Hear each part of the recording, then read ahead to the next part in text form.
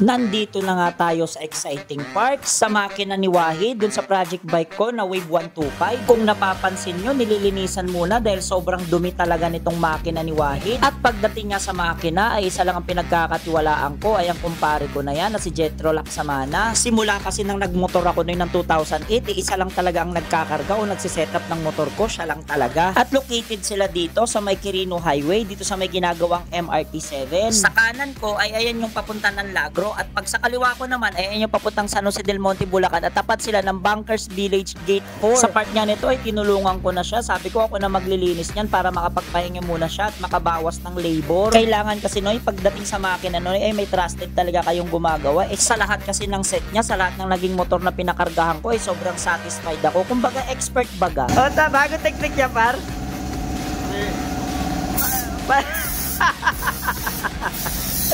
Utan, lakas na pressure ah.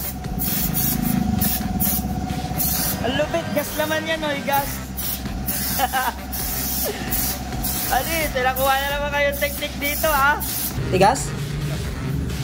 Ang tigas no, hindi kaya ng ano, hindi kaya ng impact kasi hindi kasi MPT no, kaya hindi kaya eh. Hindi kasi nadala yung MPT no eh. Ayun, nahirapan siya no eh. Hindi ko kasi nadala yung tools kasi umuulan niya. Ayan o, umuulan. Baka mabasa. So, next time na lang sa pagkabit para mas sure. So, natanggal na yung timing gear, no? Stock naman siya. Stock ROM, no?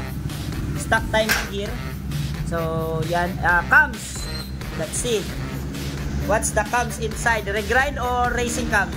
So, nabunot na yung cams, no? Ang brand ng cams niya ay Showa. Ang lip, 6.5. So mababa na to sa ngayon, baka hindi na natin gamitin to. Huwagan na, ginamitan na ng ano, pinagbabawal na technique. Butan head na.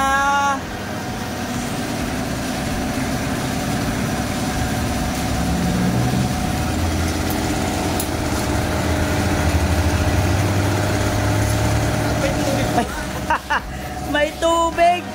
Akala ko ba 57, stock lang ah.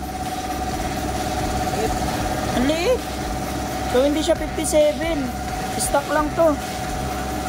Naman yung tsura no head oh. May tubig. So ate mga par,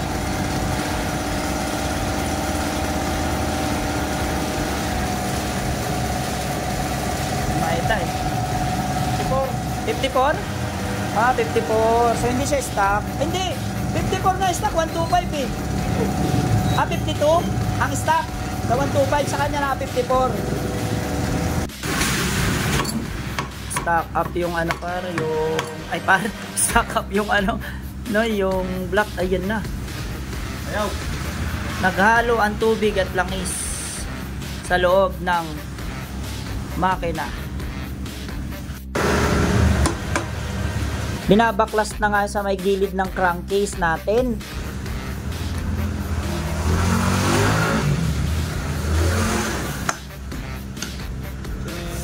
Grabe. 6 years. Oh, ano yan? 6 years nakatambak. Grabe. Ayos pa kaya yan, Rom?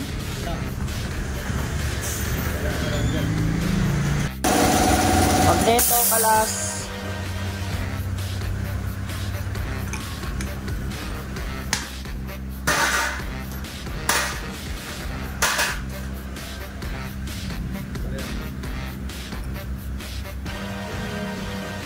Grabe. Mama ano ah, masahog-sahog ah. At sa part naman na tuloy ay nasa kanang part naman tayo ng crankcase dito sa may kickstart. Ito ay nasa kanang crankcase.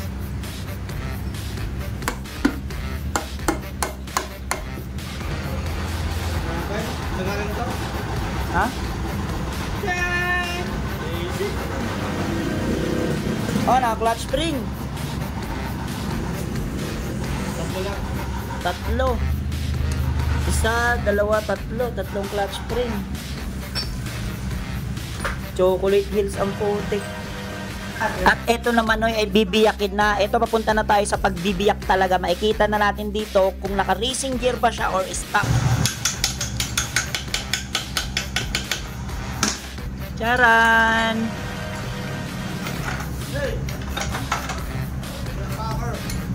Sarap po. Pinalawang na to. Kahit may langis. Kasi natubigan. Oh yeah. Oh yeah.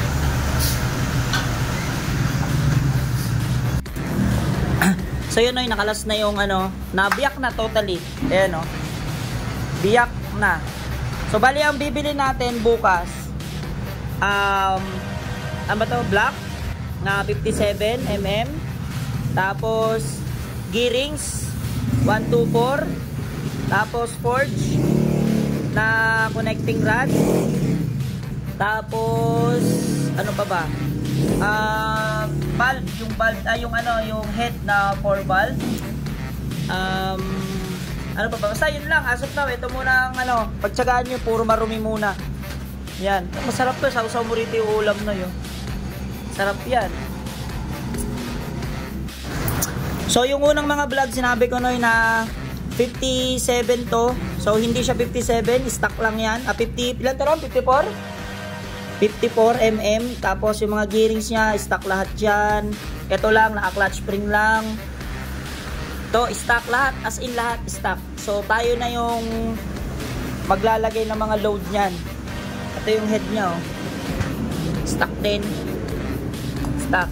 So kung medyo matagal, pagpasensyahan nyo na kasi hindi naman to typical na ang tawag dito, typical na restore.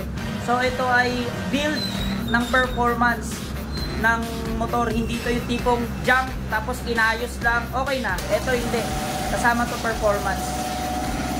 So sa part na to ay lilinisan na muna bago muna itambak o ilagay sa isang lagayan. Sa mga nagbibiyak ng makina, talagang standard yan to ginagawa kapag binibiyak. Para malinisan na rin kung ano man dumi na meron kayo sa loob ng makina nyo. Pagkatapos ay ilalagay yan sa isang malinis na karton o malinis na lagayan para hindi na ulit madumihan pa. At para pag ikakabit o bubuin na yung makina, mabilis na lang yung proseso, hindi ka na ulit maghuhugas. Konting banlaw ka na lang ng gasolina, tuloy-tuloy na. Pati itong cams nilinisan na rin ni kumparing Jetro ko para kahit papano malinis na. Kailangan din talagang linisan dahil naghalo yung tubig at langis sa loob ng makina ng Wave 125 ko. Kasi nga dahil nakatambak to ng 6 years kaya siguro malamang papasukin talaga to dahil nakita ko dun sa may ari na talagang inuulan at inaarawan talaga to. Grabe talaga parang putik na talaga siya. Yung mga patawad ayan, at pagkatapos nga at pag malinis na, ilalagay naman yan sa malinis na lagayan, magkakasama sila para hindi rumble-rumble lahat ng pyesa. At dito ko na lang muna tatapusin yung vlog pagpasensyahan nyo na kung medyo natagalan kasi tulad nga ng sinabi ko, hindi naman to typical na restore. Kaya pagpasensyahan nyo na kasi ito talaga ay build performance. Papalakasin natin tong stock na to, papalakasin natin tong junk na to. Kaya salamat sa panonood Noy.